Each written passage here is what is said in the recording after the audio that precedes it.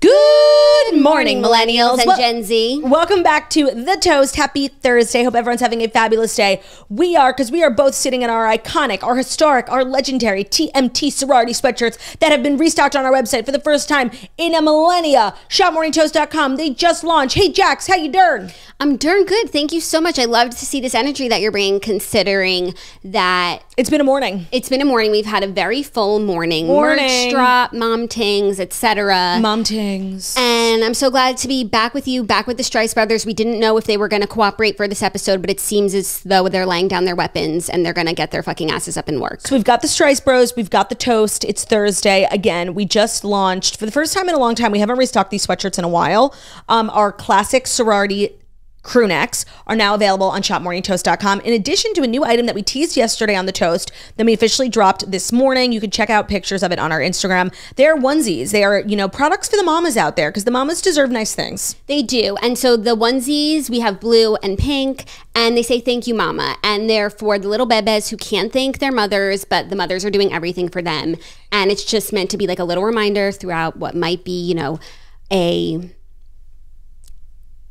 hard day, that you are thanked and you are loved and you are appreciated. So shopmorningtoast.com, merch check. Thursday, we got a great show. Last night was the season finale, part 3 of the Real Housewives of Beverly Hills reunion, which we both watched and we'll be recapping, of course. Of course. Also, I'm wearing my new shoes, which I'm so excited about because they're so cute. And I paired them with my merch. And we're both just looking sickening. We are looking sickening. Let's just put it simply, you know? Simply put? Simply put, we're gorgeous girls. But that's also what happens when you wear this particular sweatshirt, because it can be styled so many ways. I wore it on Monday with leggings, obviously casual, maybe a little ankle, like calf sock and a sneaker, so cute. Or you can be gorgeous, elegant queen in your trousers. That's the thing. When you shop at shopchanel.com, the possibilities are truly endless. Yes. Or you could be like me, just a Gen Z icon in your wide leg pants that let's talk are about feeling a little tight. Let's talk about me and Gen Z. Let's talk about you and Gen Z, and also kind of like us and Gen Z, because I didn't even realize we had people who listen to the show who are a part of Gen Z. I feel like we're so millennial. Did that make you so happy to learn? Honestly, it made sense, you know, since I'm so big on TikTok, of course. They probably came here because of you being a thought leader. And then they stumbled upon you and were like, wow, our Gen Z leader, our big sister. That's what they're calling me. They're calling me Gen Z's strict older sister. The comments yesterday poured in. I, again, was shocked by how many Gen Z listeners we have, and that they really love your girl, and they like me. They really like me. They really like me. And the reasons that they were citing, like, I really felt seen. They were like, we love how much you're passionate about things, how much thought you put into your thoughts, and that you're like our strict older sister. And Gen Z, there's hope yet. I told you, Gen Z might save us all. They might save us all. So that was really hopeful to see yesterday. It was an eye-opening day. And I feel like we need to add them to our opening intro, Good Morning Millennials and Gen Z. No. There's so many of them, Claudia. Right, there's not that many. And they're overlooked. There's thousands. No, we can't change our intro because, like, I think enough has changed here at the Toast. We need to stay the same for a while. Oh, you know me, I'm like a change of verse girly. Yeah, okay. Too many changes. Like, we're gonna stay in this position for a while. Okay, that's fine, because you came on this change-filled journey, so I won't push you too far. You know, and it's like outside my comfort zone. Like, rebrand, new name. Like, I hate change. But it's going well so far, yeah? I would say so. I would say so. We got a great show. We do. We have some interesting stories today. Beverly Hills recap. You're still watching Love is Blind. Oh my God. Did you see my Instagram stories? Yeah, something crazy happened. Did you watch them on with volume? I did, but then I started to be worried about a spoiler. No, it's not a spoiler. There's this girl, Nancy. I won't say who she's engaged to, but like I just got to the part where like they're out of the pods and they're on like their honeymoon phase, which is like where it gets really awkward. Like people like spending the night together for the first time. Living together. So Nancy and the man that she ends up with are in the bathtub, like in bathing suits, like being cute, and he's like trying to be sexy. And I think at one point she farted because like a bubble popped up and she was like, oh, hee hee. But it could have been just like the drain or whatever. Like she was talking about the drain before. Then like they're being sexy. He's like leaning in and she's like, have you ever like clogged a toilet like with your poop? And he was like, she said, yeah. He was like, yeah. She's like, and like, what did you do about it? Like, have you ever clogged a toilet where there's no plunger? And he's like, I don't know. She's like, oh, because I did one time and like there was a really big poo and like, I think she called it a dookie, with like a wad of toilet paper. So like I took the toilet brush and like I broke up the poop until it went in the hole. And it was just like so funny. And he left, yeah. And then they like had sex. And I'm not one of these girls who's like, girls don't poop. But like, you know, when you're courting someone, you know, you're engaged, you're like having sex for the first time. Like, I do feel like it's, you know, becoming of you, man or woman, to just act right. And she was acting wrong. She was acting wrong. It was jarring. Me and Ben, like, were physically like not okay. We were like cringing. That's horrendous. They will not last. Of course not. He is going to leave her. But also, like, some spoilers I read was that like he's problematic too. Okay, well, until you tell me something equally jarring, he will be leaving her. It was really like, it takes a lot to shock me, like when it comes to reality TV, because I feel like so many things are so contrived, and like things that are like shocking aren't actually shocking, and it's just like clickbaity. This was a moment that really stopped me in my tracks. Like Is it a cultural shift? It was a cultural shift. You know what it was? A cultural shit. I think it's a cultural shift to say that like we've gone too far. Things are too far gone. We know too much. Yeah, it was such a weird sequence of events. Like I can't even like put to words how confused I was feeling. I feel sick. It was a sickening moment, like a moment that would make one sick. So I'm actually really enjoying Love is Blind, and I do think I might end up finishing it just because like whenever I get into bed. You're invested. Yeah, no, I'm not invested, but whenever I get into bed, it's like I'm not watching anything else. I'm all caught up on everything. And there are some couples that I love, like the Israeli girl I love, and then there's another couple, I won't spoil anything. Yeah. But the girl who dances and the guy who works in, okay, no, you guys know who I'm talking about. Like I really like them. Okay, great. I think they might have it built to last because they kind of look like siblings. And I feel like couples who look alike, couples who are right for each other start to look alike. Yes, that's true. But I don't know if necessarily they start out looking alike. That's a little different. No, but I didn't see it at first. But like now I do. Yeah, but then once they're together, they start to look alike. And that's nice. Cute. Yeah, it's cute. That's like the when thing. people start to look like their dogs, like me and Bryson. Bruna looks like you and Thea definitely looks like me. I think Thea looks like Ben. Me too. I also think Magnolia also really looks like her mother. Satchler. And Snitch has started dressing like Magnolia and only Magnolia hues. In like creams and browns and nudes. Yeah. They are to become one. To become one. Two is better than one. Do you remember that Boys Like Girls album?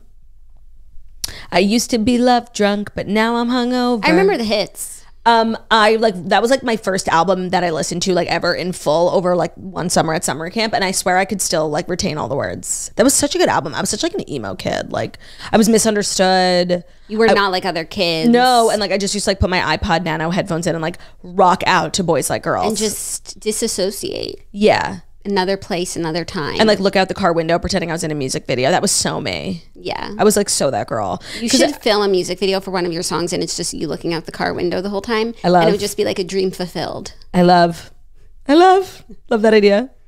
Theo has to be in it too, obviously. He'll be looking out the other window. Of course. Tongue hanging out of his mouth. Yeah. So I feel like we can dive in. We have some good stories, and I really want to talk about Real Housewives of Beverly Hills because it was like so twisted. Agreed. So without further ado, though. Where are you?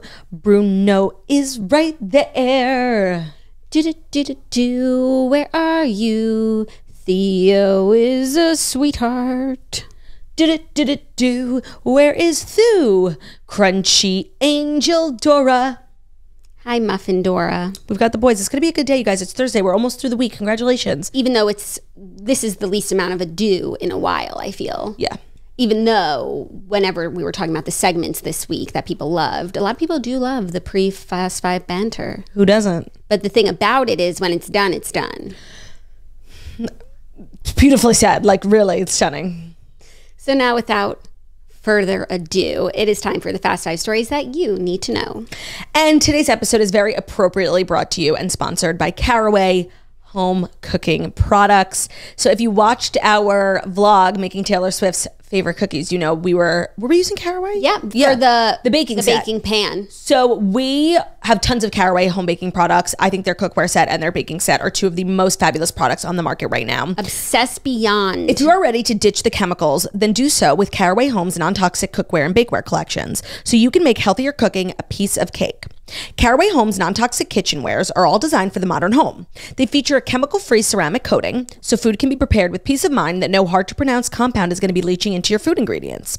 All of their sets come equipped with easy access storage solutions, so there is no stacking required. Everyone has that cabinet where it's just like pandemonium, not with caraway. Especially because you don't need as many pots and pans Right. because they do it all. Gone are the days of misplacing your lids. So the two sets, the cookware set and the bakeware set. The cookware set is a modern and chemical-free iteration of the traditional 16-piece set, but it's boiled down to the 4 essentials, which is a fry pan, saute pan, saucepan, and a Dutch oven. Like, I just appreciate, like, really them only giving you the crap you need. Like, Yeah. the way we've been, like, kind of bulldozed by consumption, corporate consumption. Like, nobody needs 16 pots and pans. And they all stink and they all stick. And They all also stink. what I learned recently is that most non-stick cookware is extremely toxic. Yeah. It has chemicals and metals, and caraway is nothing like that. It's nothing of the sort. It's toxin free. So their bakeware set is the assortment of non-toxic baking essentials that every modern kitchen needs, so you can get to baking your goods without any of the bads. So again, they're non-toxic, it's easy cooking. The ceramic's natural slick surface means minimal oil or butter for slide off the pan eggs and easy cleaning. They are super well loved. Over 25,000 people have raved about the Caraway kitchen products. It is time to try it for it. Try it for yourself. We've both used it, and neither of us are like cooking wizards. It's not a prerequisite to be a good chef. Just your house will thank you. It'll be clean, obviously non-toxic, but also just easier. Even if you aren't a good chef, I do feel like the Caraway products do make it a little easier. Yeah. And of course, we have a code for you. So They cover up mistakes. You know, you burn the bottom. Right. No, you didn't. No, you didn't. Visit carawayhome.com/TMT to take advantage of this limited time offer for 10% off your next purchase. This deal is exclusive for our listeners, so visit carawayhome.com/TMT or just use code TMT at checkout. Caraway, non-toxic cookware made modern. Made modern. We're going to be using caraway this weekend when we make our special cookies. Oh yeah, we were going through, I was feeling like a real like, Suburban mom. no, it's not suburban, homemaker. Homemaker. Jackie had these gorgeous cookbooks. It was Ina. It was Harvest, girly. Half-baked harvest. There were 2 half-baked harvest, 1 magnolia table. And an Ina. And I know, but we didn't look at her desserts. I do her for the main dish. So I looked through the dessert sections of all the books and picked out the ones that looked best in the photos. And I think we ended up with Half Baked Harvest signature chocolate chip cookies. They looked so good. We're going to make it this weekend. And I'm just excited because I love cookies. Like, I really do. And I'm just like loving baking and cooking with you, for the family. You've been doing an excellent job, Especially really. when everyone likes what you've made. There's really no better feeling. There's no greater compliment and fulfillment from nourishing the people you love with like good shit. It's giving lessons in chemistry. It's giving lessons in chemistry. Yeah. It's giving lessons in chemistry. It totally is. It totally is giving lessons in chemistry. Also, my idea for doing a Patreon ASMR video is still out there. I got a lot of people saying no, but I got a lot of people saying yes. I haven't seen the discourse. Yeah, no, people are like, please, I'd rather die. And other people were like, yes, queen. And I think that's ASMR, a very divisive category of content. You know what would be a funny Patreon episode? It would be 2 episodes. It's a choose your own adventure. Would you rather you can listen to Claudia's ASMR episode or me talk about books? I think I'll win. You think? Yeah. That would be really funny. Hi. Welcome to my podcast. I could never listen to Can that. anyone even hear me? I couldn't listen to No, it. you listening to it in real life is not fun. But when it picks up on the mic, it has ear triggers. So like this sounds like nothing to you. But on the mic, I think It's it's glorious. like crispy. I think these mics might not be right for ASMR. Sure. I think sure is surely wrong for ASMR. I'm sure they make ASMR specific microphones. Are you sure that they do? I'm not sure. I am not sure. I'm simply not sure. What kind of business is that? ASMR specific microphones. It's not ASMR specific microphones. It's like a different type of audio microphone. Like if we wanted to record every sound in this room, not just why these are such great podcast microphones that Shure makes is because they isolate our voice. Like if there's a phone buzzing in that other corner, you won't hear it. Yes. So it's just like a little Lesson in audio. This is your tech segment from your local AV girl. Yeah. So we'll make those cookies. We'll let you know how it goes, and we'll be using Caraway bakeware. Amen. Which I fucking love. Fucking Caraway love. bakeware. I fucking love it. I got it. Caraway bakeware. I'll do it. I don't give a fuck. I'll do it. Caraway bakeware. You'll eat it. And you'll like it. Totally. Guaranteed. Okay, let's get No, into sorry. You'll eat it and you'll like it. Guaranteed. It's like a delirious kind of day, you know? Yeah, I think those are Peeps' faves. Yeah. All Our first story, Prince Harry's memoir cover, title, and release date have been revealed. I honestly did not think... Reveal yourself. Did not think this was going to happen until now we have a cover, title, and release date. Penguin Random House has revealed the title and cover of Prince Harry's long-awaited memoir. So we'll start with the title. It's called Spare, as in the heir and the spare. And he is the spare because he's not the heir, because he's second to the heir, thus he is the spare. One thing about me is I actually really like when people take the thing that kind of plagues them and they've been mocked about and like owns it, like Reputation and the snakes. Like I actually really like that. That's not why people mock him for being a spare. No, but it's like the thing that people think about you. Do you know what I mean? It was once the thing that people thought about him, yes. Right. And I'm sure it shaped his upbringing. Your way of taking your power back is like owning that thing. Yes. However, and so I love when people do that. It's like one of my favorite like ways to like turn the tables.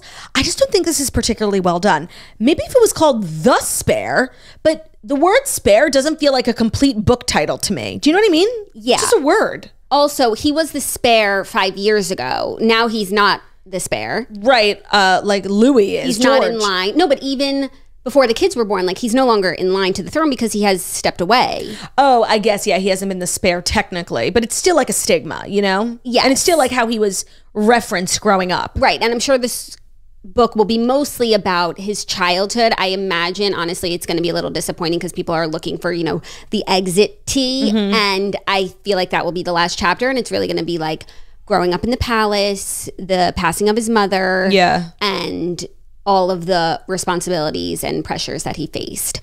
So we also have a release date, which is January 10th, 2023. Oh, my half birthday that I'm thinking about turning into my full birthday. You said that last year that you were going to, but then I don't we really celebrated your full birthday. So like... But January's next year. Oh, so you would start it next year. Yeah, but then like I don't want to turn... Sooner than you need to. Yeah. Oh, so that no, does throw a scratch wrench in my that. plan. I just hate having a summer birthday. Scratch that. Scratch it. And then the cover was revealed, and it's a close-up photo of his fotch. He looks very handsome. Yeah. I'll show you guys as best I can, but also Google it. And it just says Prince Harry on top, and then Spare at the bottom. So wait, that's weird. His that, name like, is Prince Harry. It wouldn't be like Harry Windsor. Right. Harry Mountbatten Windsor. I guess like royals really haven't written books. That's like the whole point. So there's not like a precedent that you can follow. Like, oh, well, Camilla's book was Camilla Parker Bowles, so I'll be Harry Windsor. Yeah. I just think, even though colloquially, yes, you're Prince Harry, you'll always be Prince Harry to us. Like when you're putting pen to paper, You should do your name. you're not a prince if you abdicated your duties. Well, I think he still is a prince, like in title only. He's not a working prince, but he's still a prince. Wait, no, I thought he was the Duke. Aren't they Duke and Duchess? Yes, but he was a prince because he was a grandchild of course, of the monarch. But I'll he always be abdicated. confused. It's like I just always compare them to Edward. But the thing King is, Edward. King Edward like had something to abdicate. Like Harry didn't. I do think he's still, even like in a technical sense, Prince Harry. Like if In name only. King Edward, his real name was David. If he wrote a book after he abdicated And called himself King David. and the author was King Edward, Yeah. No, that would be incorrect. that would be factually incorrect. But factually, I think he's still a prince.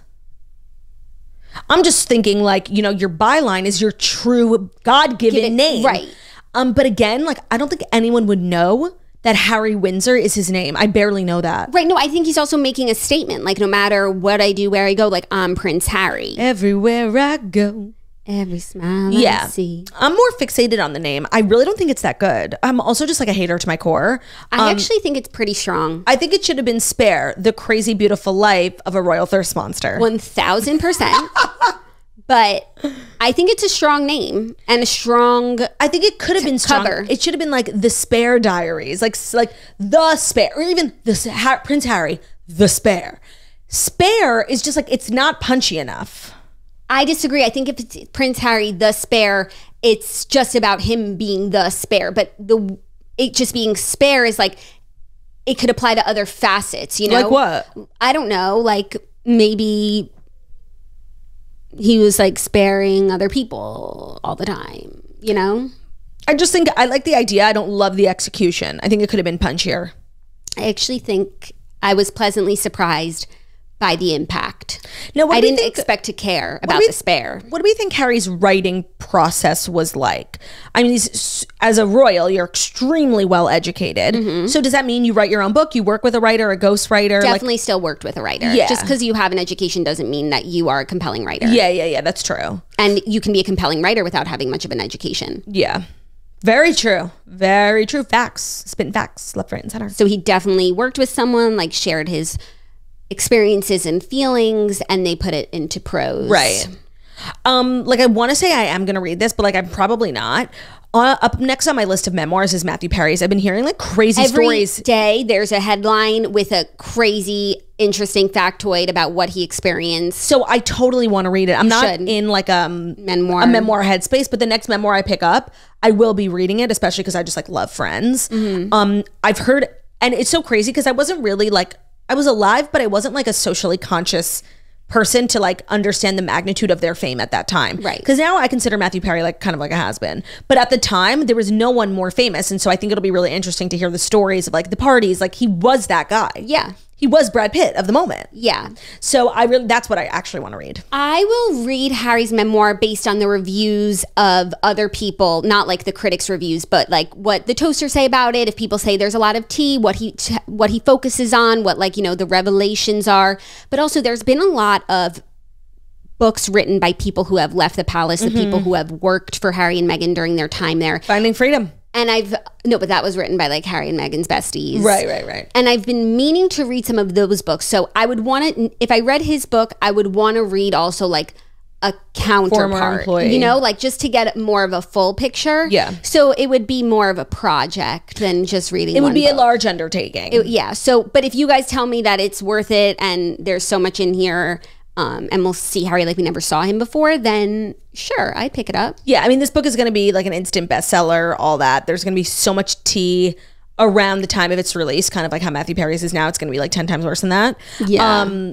With like tidbits coming out to tease the book. So I feel like we'll find out like what the major takeaways are in during the week of its release, because they release like the big juicy tidbits. Right. And so if the tidbits are actually juicy, I will pick it up. If the tidbits are like behind the scenes to what Harry was feeling after he wore the Nazi costume. Actually, I wonder if we'll talk about the Nazi costume. That sounds pretty titillating, actually. No, I mean, I feel like a lot of people glaze over that, but for me, that's like ever present in my mind because I'm a girly who doesn't forget.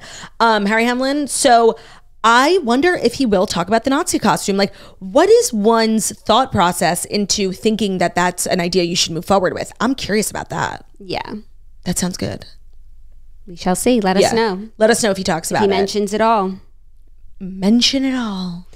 Are you ready for our next story? Yes. Taylor Swift has cut the controversial fat scene from her music video after Backlash. Taylor Swift removed a scene from her anti-hero music video after several health professionals and activists dubbed it fat-phobic. We discussed it yesterday. She steps on a scale that called her fat instead of displaying a numerical weight. Now, when you view the music video on Apple Music, that scene is scrubbed from the video. So I don't really agree with that, and my thoughts on it are on yesterday's episode, and I do want to thank everyone for like the feedback, whether you agreed with me or not. It was all very respectful, and I so appreciate that. However, if you're going to take it out but not address it, like, that's kind of weird to me. Like, and I know she's not like a queen who addresses things. She's like, is very, you know, private, and she doesn't make lots of statements, but to edit it and not make a statement about like her thought process on why she did it, I do feel like that's kind of weird, but I also kind of feel bad. Like, in a way, like, we silenced her. Like, this was her journey, her experience, a music video about her life and her thoughts, and we totally invalidated it, being like, you are upsetting me, I'm triggered. And so someone who uses art to like express their thoughts and feelings, we said, your thoughts and feelings aren't valid, take it out. Like, that's like really fucked up to me. So I don't agree with taking it out, but I also don't agree with like taking it out and then like not explaining anything. And if it was so bad that you actually had to edit your music video, take it down and re-upload it, like that's how, you know, big of a mistake you made, then you should address it. Like, not just do it and not say anything. It's confusing. I think it's a little crazy that she had to take it out. Like, same. I saw a tweet. There are a few comments in this article that I wanted to share. Someone, who was this person? She is I found it. A social worker specializing in eating disorders. She said, having an eating disorder doesn't excuse fat phobia. It's not hard to say I'm struggling with my body image today instead of I'm a fat, disgusting pig. And someone else said, I saw someone say that she could have put not thin enough. And I think that would have been more in line with what she was trying to get across anyways, on top of not being offensive. Well, I just feel like, to be honest, I don't really give a shred of a shit what you think about someone else's experience. Like, now we're just like getting so into the weeds. It's like, you can't say fat, but you could say not thin enough. And you can't say this, but if you had said that, it would have been better. It's like, it's all saying the same thing. And like, people just like to like, yeah, they get obsessed with semantics. And they just like abuse language. And it's like, it's, you're saying the same thing, but you can't say that word. Right, but it's like phrasing it this way is more easy for you to digest, so everyone in the world should tiptoe around you. Even though we're saying the same thing. But also, I saw someone say, I feel like there are a lot of people who maybe have struggled with an eating disorder and they're saying like this triggered them. I've also seen people say, I've struggled with an eating disorder, and it's so refreshing to see someone like Taylor, who I think is so gorgeous and slim and perfect, that she goes through these same things just like me, and it makes me feel less alone and, you know, quote unquote normal. The tweet that I saw that resonated with me was, from Stephen Osola. It's beyond fucked up that we've reached a point where an artist can be guilt-ridden over the portrayal of their own trauma, that they sanitized down their art to make everyone feel comfortable. Yes, but when I read that, like, then a part of me becomes disappointed in Taylor. It's like, no, stand up for how you feel. Your experience. Like, and instead of just acquiescing because everyone like made you feel some type of way, when really you didn't do anything wrong, but it's your experience. No, and also, like, I think as a society, we really need to start getting comfortable being triggered. Like, the expectation that every piece of media you digest, every art, everything, that you're going to leave your house and see all these things and everything should be designed to make you feel comfortable. I think that's unreasonable. It's my favorite quote, Friendly, where it's like, being triggered and being offended is a consequence of leaving your house. Like, the world is not designed to make you feel comfortable. Everyone has things that trigger them, whether it's this eating disorder, whether it's grief, whether it's anything. Like, we all have different life experiences, and a part of being human is having trauma.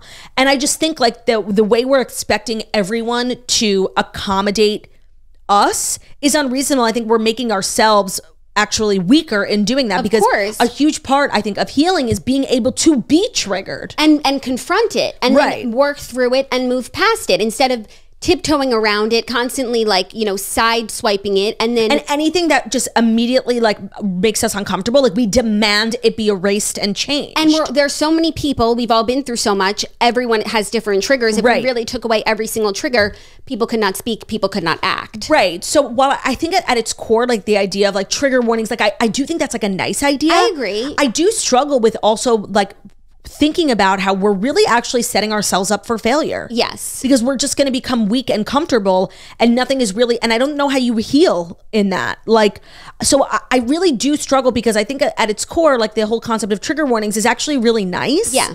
Because you don't want anyone to open up their phone and have a bad day because of you. Right. So I get that. But also I'm like, but wait, like I actually think a part of growing and healing like is being able to be confronted by something that makes you uncomfortable and being okay with it. Right.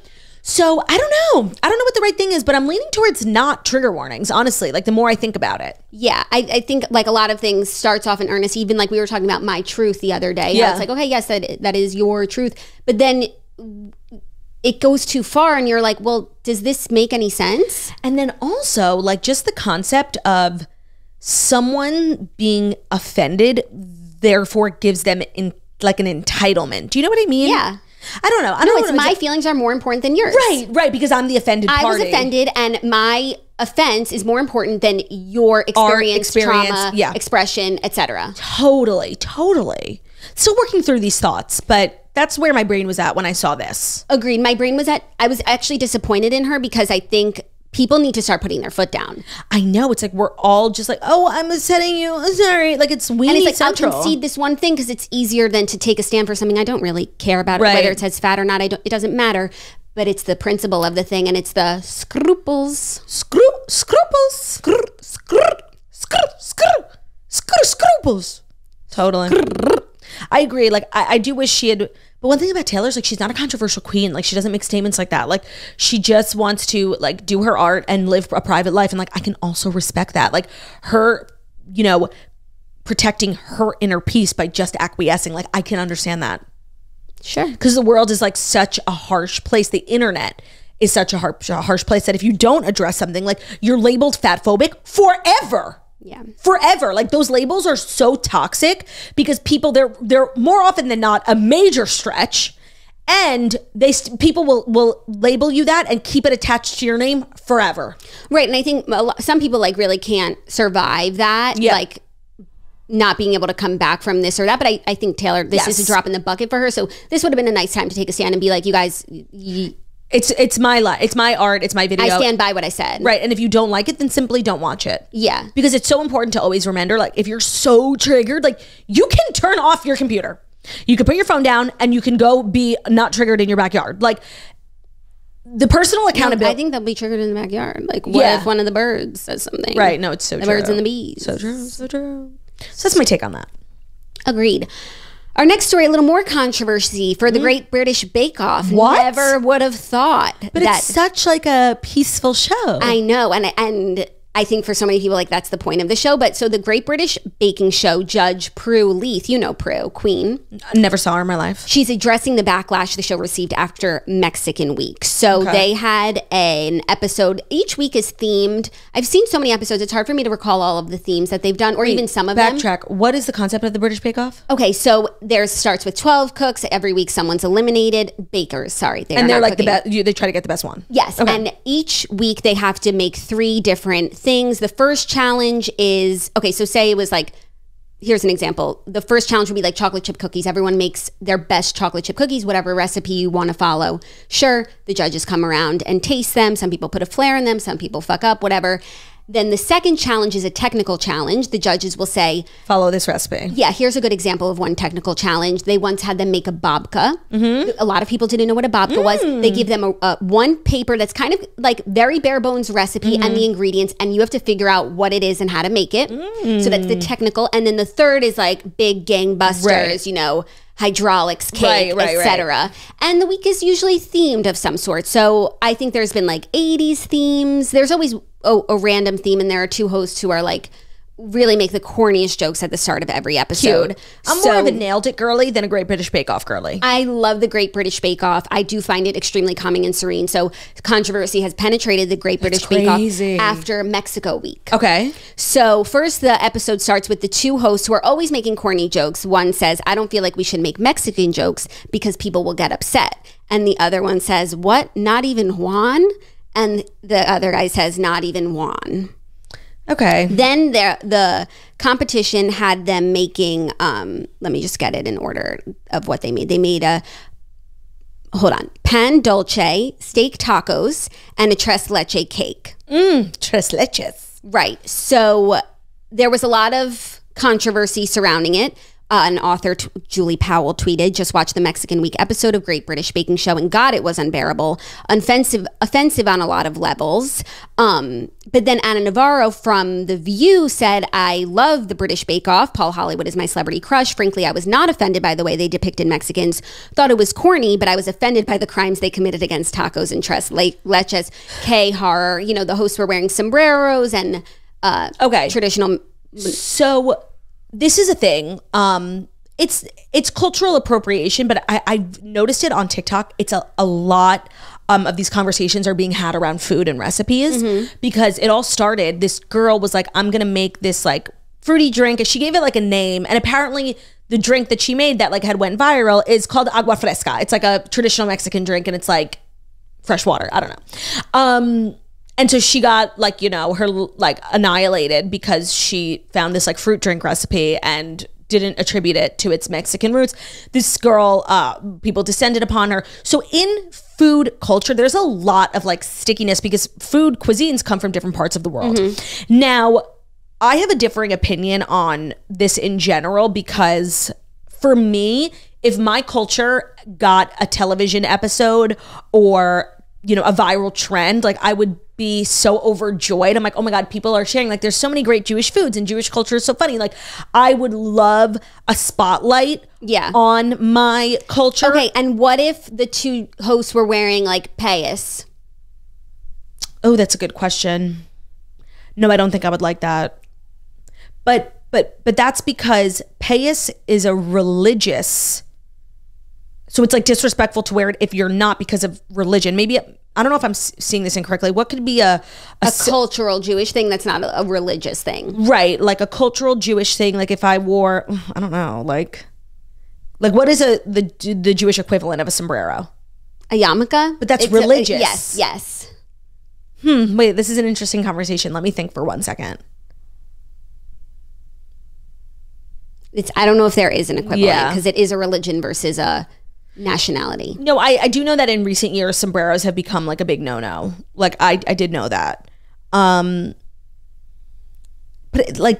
see, it's tough for me to criticize because it's like not my culture. And like if it was, like I would be fucking annoyed. Like I would. But I also want to believe like this is all in good fun and celebrating Mexican cuisine, you know? Right. I mean, I didn't see this episode, but given all the other episodes, like I think it really is an all in good fun. Is or isn't? Is all in good fun. Like, you know, not meant to be offensive whatsoever. Prue said, she addressed it, she said there would have absolutely been no intention to offend. That's not the spirit of the show. Right. That's the whole concept of intent versus impact. Like, right. You can digest something and find it offensive, but the person who perpetuated it is coming from a good place, and like that counts for something. It does. Yeah. But I can understand, like, I guess if the payas, which I think is a more extreme comparison, like I would be furious. Really? But if the whole episode was just a celebration of like Jewish culture and Jewish food, see, we never get that. It would depend what entailed in the episode. But if it was, you know, a typical episode that I've seen where it's like they're learning about, Babka's a great example. Say the first thing was like rugelach and the last thing was right, and like learning about how they made rugelach in old shtetls. Like, yeah, I think I would like that. I would like it. But that's because we come from a culture that doesn't get highlighted. Right. Like it might be annoying to be like, you know, Mexican, where it's like everyone is always like talking like and using our recipes and then like not even attributing it to our culture. Well, they did attribute it. Yeah. It was Mexican Week. Yeah. No, I don't really feel like I can fairly compare because I've never seen an episode of TV that separates like, you know, let's do Jewish Week or, you know? Yeah. So I don't know. I don't think it's fair. I guess people are entitled, if something rubs you the wrong way, like it rubs you the wrong way. I think, but like most things, there are people who are offended by it. And then there are people who are like Anna Navarro was like, just the food looks bad. Like, right. But, I mean, that's right. It's like, how deep are you going to look into this? Right. But I do think the conversation about food and culture is interesting because it's like if you did whittle it down all the way, like let's go all the way down this road, can anyone make food from anyone else's culture? Right. No, so that's a conversation that's constantly being had on TikTok. And I don't cook, so like I don't really like pay attention to the conversation that much. But it's like where you draw the line between like wanting to respect like the culture in which this dish came from, but also then like, so what, you're just not supposed to cook anything other than American food? Right. So it's an interesting conversation. And one that I really don't feel strongly enough. I don't know enough about. I don't know. And ultimately that harms other cultures, and right, because you want to celebrate that and highlight that, right? Yeah. So it's an interesting conversation. I was actually just looking for it because in the book I read Tomorrow, there was a really interesting thing about cultural appropriation because they made a video game about like centering around like a Japanese character, and there were a lot of Japanese influences, but it was early 2000s. So then like later in the book there's an interview and they're like, it was that cultural appropriation. And I wish I had the quote, but the person who made the game actually gave a really interesting response about how like if you do go all the way down that road, it's just, you know, white people making things about white people and et cetera, et cetera. Right. No, and then you get to a point where like it's like segregated. Right. No, so I think there's a respectful way to do it. And I think some people take on both sides, like take it too far, like demanding that only, you know, Asian people can cook Asian food. And it's like, well, don't you want to share your culture with the world? Right. Yeah, no, I think that my opinion on this is definitely biased because I wish more people would take interest in and highlight my culture, you know? Got it. So that's my POV is skewed from that perspective. Like, oh, you guys are complaining? Like, what about us? Whatever happens to us? You know, that's just my thoughts. Yeah, it's hard to put yourself in the situation. Right, of someone who's from a culture that's constantly getting appropriated. Like, maybe it's fucking annoying. Like, maybe it is, you know? I wouldn't know, but maybe it is. Yeah. Are you ready for our next story? Yeah. Ariana Grande is titillating fans with her new blonde hair as she transforms into Glinda from Wicked. Because she's wickedly talented. That's, by the way, someone called it yesterday when Claudia was at the end of the episode talking like that. Podcast. 5 stars wherever you listen to podcasts. Find the morning toast. Leave a 5-star review about how beautiful, stunning, and smart we are. It was giving John Travolta introducing Adele Dazeem. The wickedly talented Adele Dazeem. That was the craziest thing. One of the best nights of my life. Yeah. Like, that was like when internet meme culture was like on fire and like people were just making such funny content. That was such a great night. Yes. So Ari is getting into character for the forthcoming Wicked movie with a dramatic blonde hair transformation worthy of Glinda the Good Witch. It's a little early. Like, the movie's coming out, what, in 6 years? In 6 years, but they're starting things Rehearsals, now. yeah. So she captioned it new earrings, but obviously everyone was quaking about a blonde Ari. No, the way, like, I have so much hope and faith in this Wicked. Like, I will be so disappointed if this movie sucks. Like, between Aria's I don't Glinda, think it could suck because the story is written and it's a good story. That's true, but like, Cats. Was it a story worth telling? I mean, it's the longest running Broadway show. Like, there has to be something there. Is there? It reminds me of Kimmy Schmidt. Me too. It's like an open audition. Yeah, You just right. come in dressed like a cat and you take the stage. But like, between Ari being Glinda and Cynthia Erivo being Alphaba, like, I don't know how it could be poorly done. Like, I'm so excited. And with all the time that they're taking. Right, take your time. Like, really. Only if it's A++. And it's 2 parts, which is like kind of Yikes. psychotic. That's The Wizard and I. So excited, you guys. Like, you can't think about it too hard. No. You can't get excited right now. it's You'll lose steam. what is it? It comes out Christmas 2024. Yeah, not even next Christmas. That's insane. Insane. Love Island puts out episodes the next day. That's so important to always remember. If they can do that, anyone can get us a movie by next Christmas. No, the fact that it doesn't take less than 2 weeks to make a movie, like, is psychotic to me. Yeah, no, like 2 weeks to film. I'll give you guys, I'm gonna be generous, 2 months to edit. Oh, I was gonna say a week. No, like sometimes there's CGI, you know, and whatnot. Things come up. Maybe a reshoot. I'm gonna give you 2 months, and then I want to see it. Yeah, no, it's like, get it, like, speed it along. Like, the movie industry is like becoming more stretched out and like longer to make films. When, like, isn't the technology getting better? And like, isn't Elon Musk putting people on Mars? Like, Right. make a movie. Make it make sense. Make your movie. Make your movie. It's not that hard. I mean, we put together an hour of the toast every single day, and it's like premium. Literally. So, like, get it Are together. we movie stars? Yes. Did you not know that? No, I thought we were just like small screen. No, we're big screen girlies. How scary. An ass so big needed the big screen. We're too big for the small screen. Are you ready for our 5th and final story? The final story.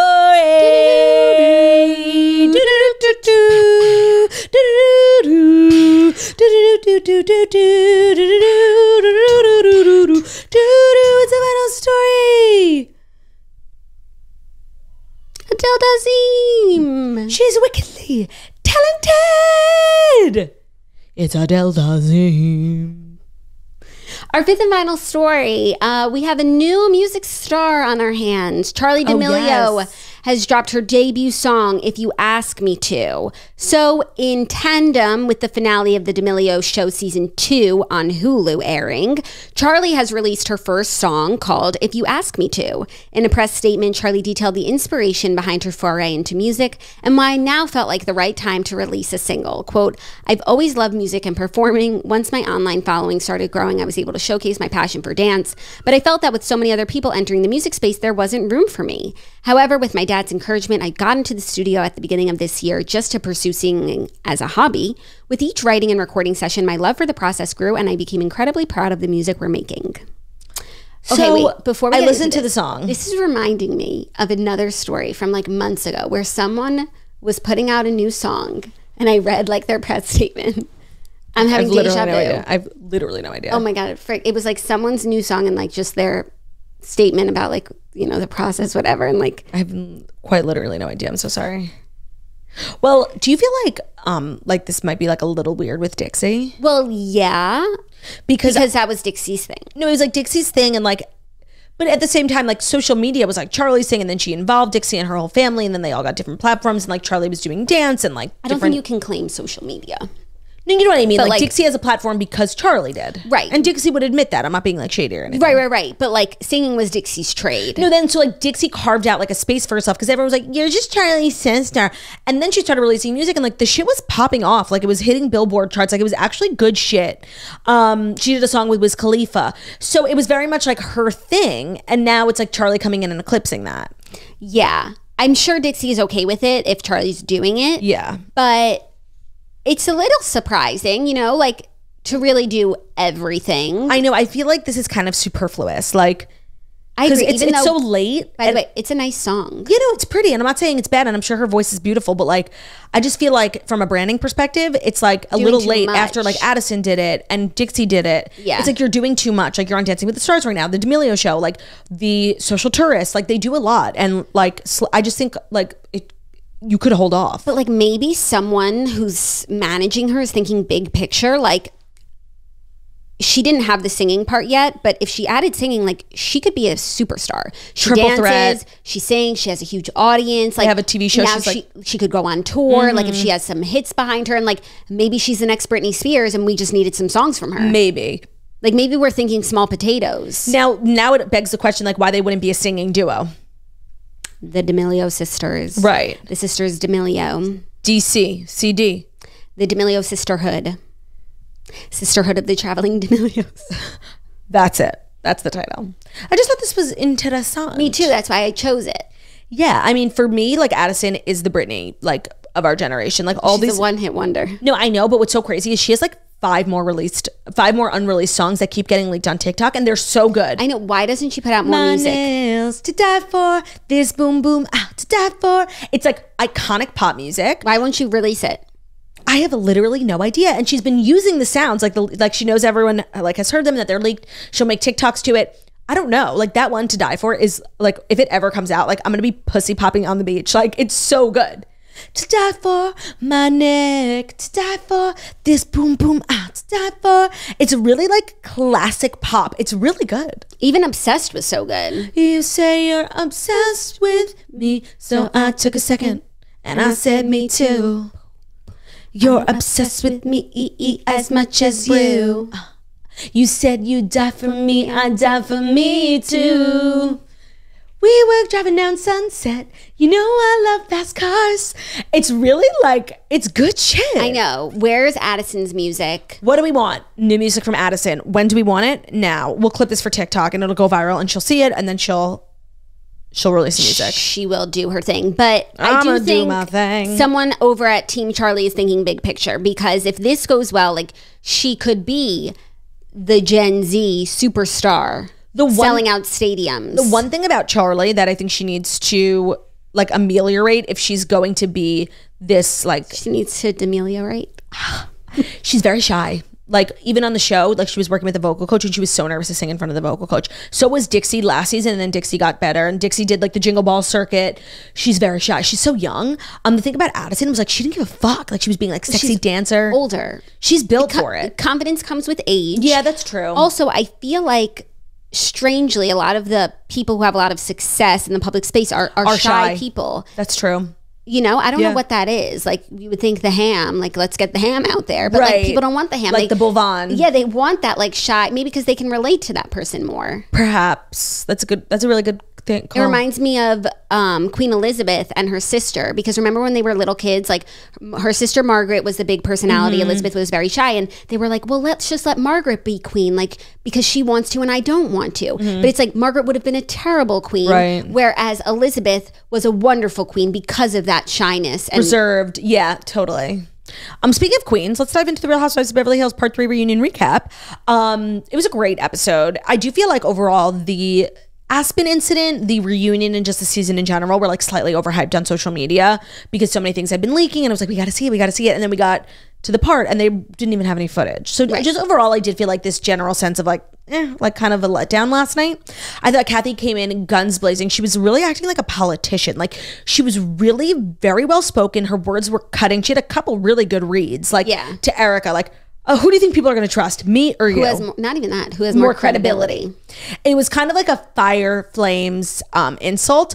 The big bombshell was that Erica claimed, which I had read on Reddit or somewhere, like a forum, Instagrams, prior to the season airing, was that why it was such a big deal in Aspen was that Kathy had this altercation and she ended up calling the DJ the F slur.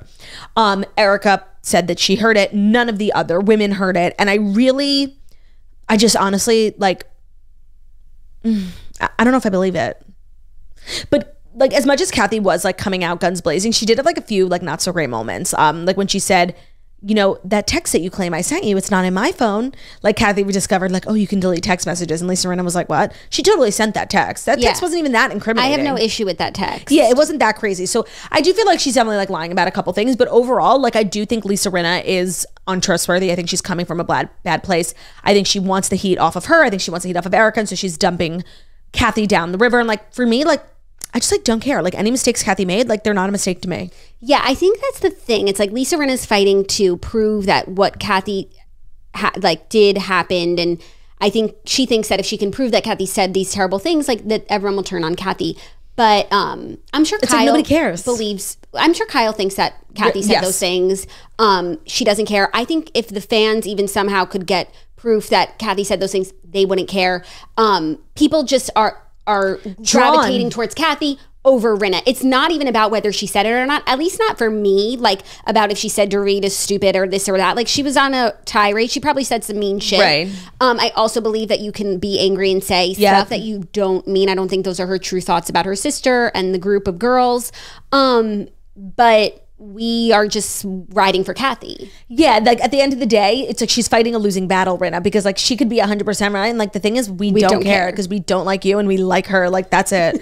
I do wish Andy had, like, he was like not doing an amazing job. I do wish he had pressed a little bit more, like Lisa Rinna being so fucking dramatic, like, about everything. It's like, you've been on the show for 10 years, like, you've acted like an animal. Everyone here has acted like an animal, and you're saying you're gonna get cancer. Like, you're being crazy. You're crazy. I actually think that, given the fact that Rinna is a big personality on the show and not someone he could just like cast aside, I do think he did ask that question, like, you've seen so much, and he followed up. He's like, of everything you've seen, this was so crazy.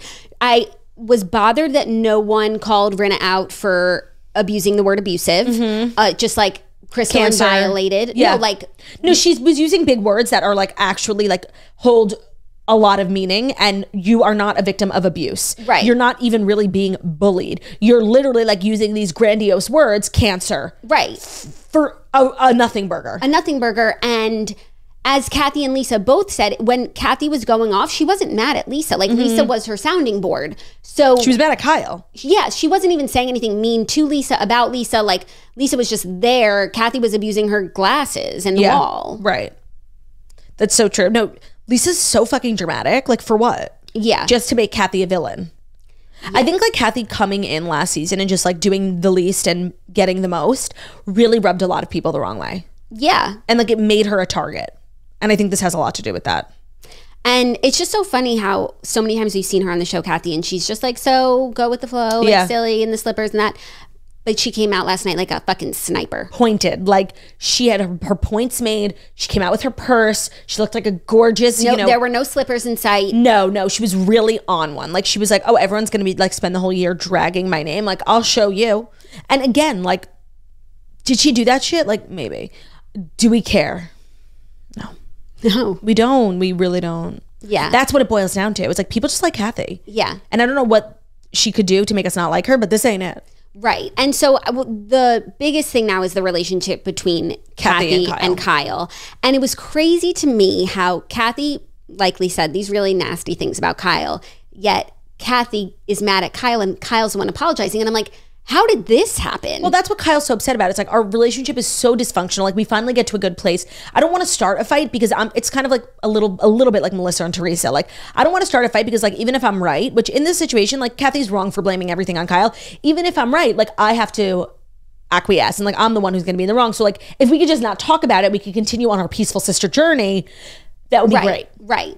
But I feel like Kathy like said that shit about Kyle probably, but why did she say it? And it was because of a season of Kyle like not having her back. And they said and putting her down. Putting her down. They had a conversation where it's like, you never pick up my calls. I feel like Kyle maybe in their personal life kind of just like writes her off. Like in the show, she doesn't support her. The tequila, and Kathy hit her breaking point, and now she's upset about all of those things. And so yes, it's being overshadowed by the tantrum tequila that she threw, but Kathy's still upset that like you choose these girls over me all the time, and I'm your sister.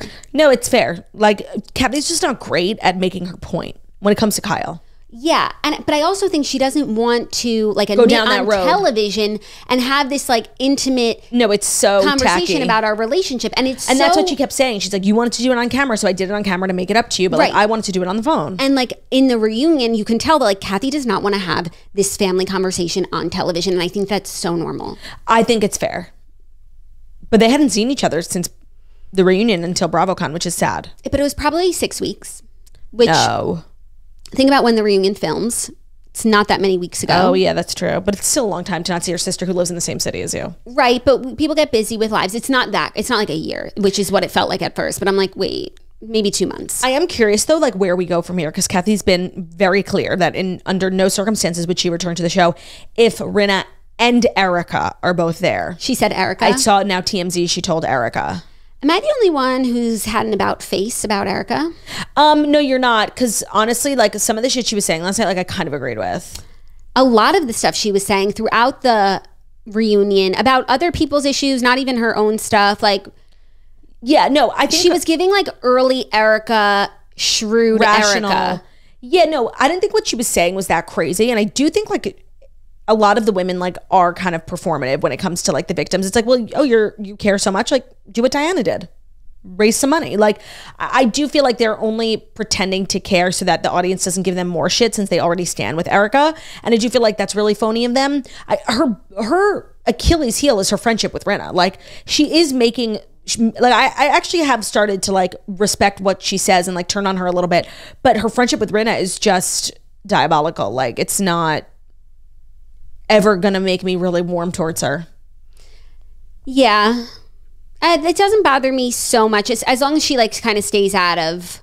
Yeah, and they did stay out of each other's big business last night. Like yeah, she was not getting into the victim stuff, and Erica was not getting into the Kathy stuff. Right, other than to say she heard Kathy say that slur.